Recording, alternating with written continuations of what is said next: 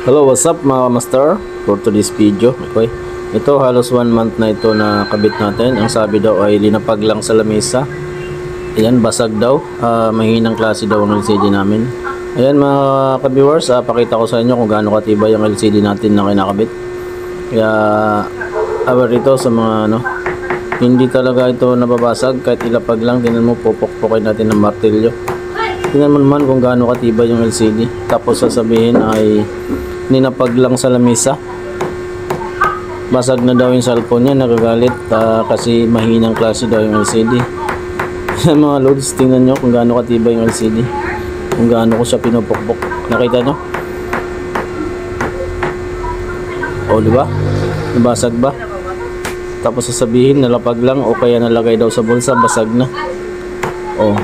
O tingnan mo naman mga loads kung gaano katibay ang LCD natin.